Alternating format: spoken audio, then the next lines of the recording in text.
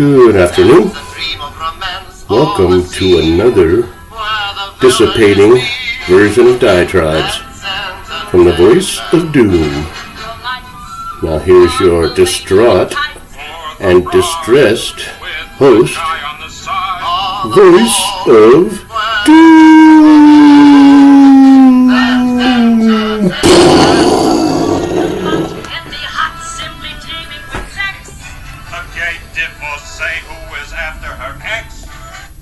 I don't know if that is in the public domain, but I thought I'd play that song. Entertainment. I was going to expand on my previous couple of diatribes on distractions and how they're distracting us with all kinds of things. Went back to the thesaurus, looked up distraction. Really, there's not that many other words that describe distraction. I say a phrase is taking your mind off something else. You're thinking about one thing and something else comes along and takes your mind away from that. That's a distraction. So distraction is entertainment. So I looked up entertainment in good old Roger. Good guy. Glad he came along because it helps me not have to think of words. Entertainment is something diverting, amusing, or entertaining. They use entertainment to describe, or entertaining, to describe entertainment. Okay. Amusement, dissipation, distraction, diversion, divertissement, recreation, disport, play, sport, enjoyment, gaiety, pleasure, relaxation, relief. Okay. See a lot of distractions on YouTube, which is where I get most of my information since I have no cable. And I don't watch TV per se. Or go to movies. I was going to talk about movies too. I was going to do a diatribe. I'll throw that into this one maybe. Diversions, woke cartoons. Okay, people are making comments about the madness.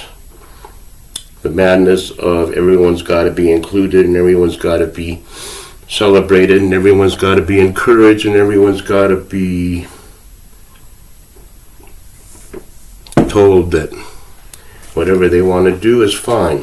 Now, they have woke cartoons now and people are making comments about them. And, you know, I think their hearts are in the right place. They're just pushing it too hard. Between the transgenderism and the racism, which shouldn't be as big a deal as they are, they're, causing distractions, diversions. They're taking our mind away from other things. First of all, there's way more people that seem to be on the, extreme spectrums of sexuality and gender than there used to be. Now, either the people were always like that, but they were too afraid to say it, or something's going on with hormonal manipulation. How, I don't know. Got no evidence. But it's really weird that things have really taken off over the last 5 or so years, that there's a lot more gay people and a lot more transgender people. Now there's people that want to wear dresses in school. They're teachers, of course. And there's people that want to have large prosthetic breasts in school. Whether that's some sort of a political statement or not, I don't know. I've seen different things, but a lot of it's just real bizarre. And I think people can get used to just about anything, but it's just real different. Diversions that, Ye West is all over the news because he's actually talking, speaking his mind and not not towing the line of the wokeism that most celebrities have to abide by, or they will be canceled. And he's just saying things the way they are, and he makes a lot of sense. Okay, so he's big news. Now, in a way, it's patronizing to say, here's a person of color who believes a different way than the herd, than the plantation workers. And so we will put him on display.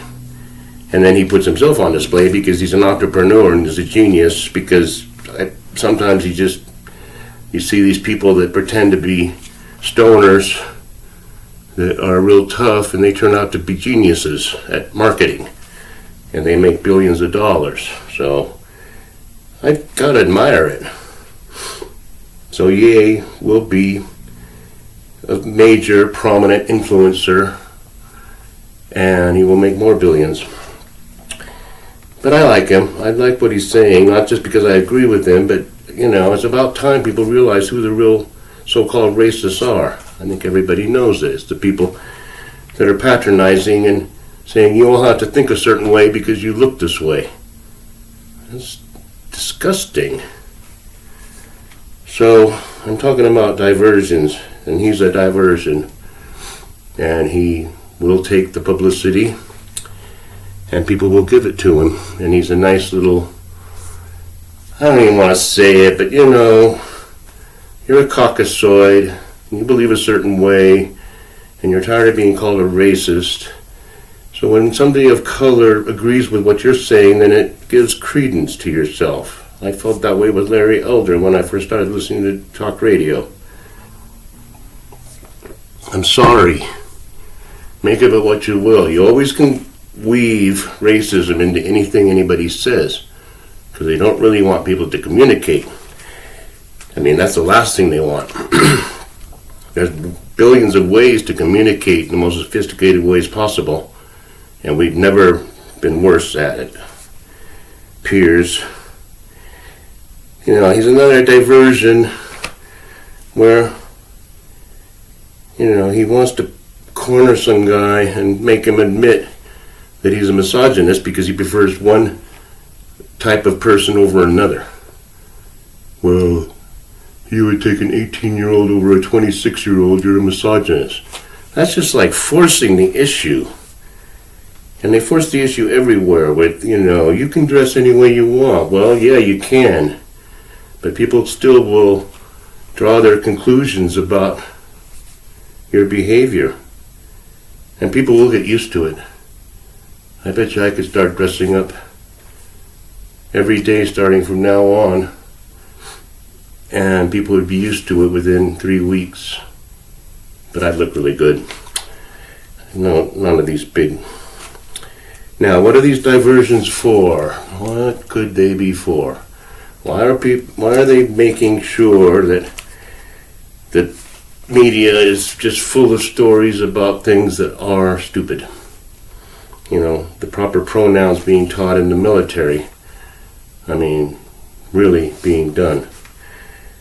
What are the diverting us from? I have a little list of possible issues that they don't want people to think about. So they divert us.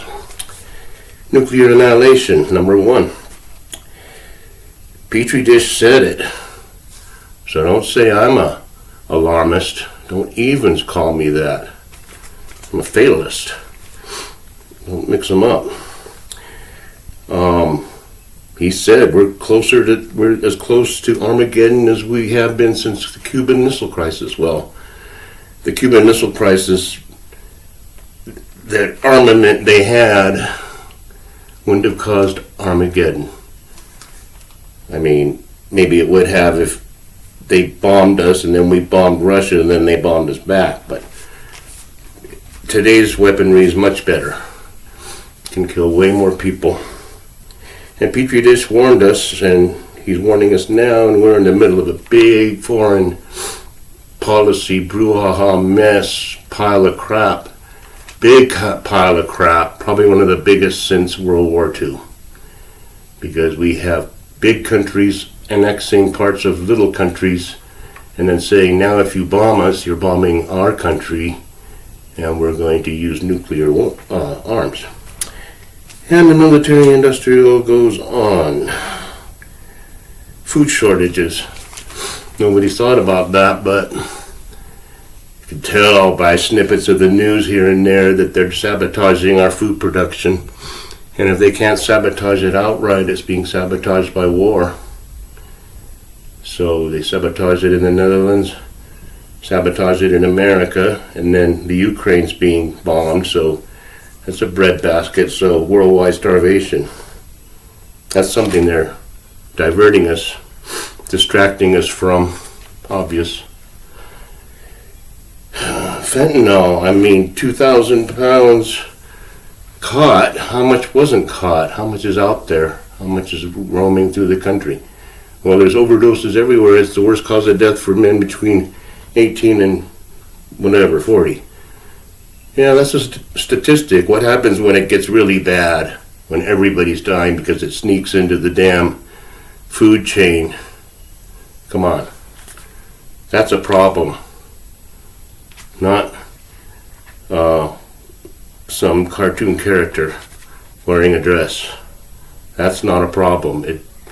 Just let people do what they want. Prices going up. Not going to come down again either. Forget it. Obviously. And crime running rampant. And by the time they decide to get a handle on it, it'll be even worse because people will take it for granted they can do whatever the hell they want. The purge.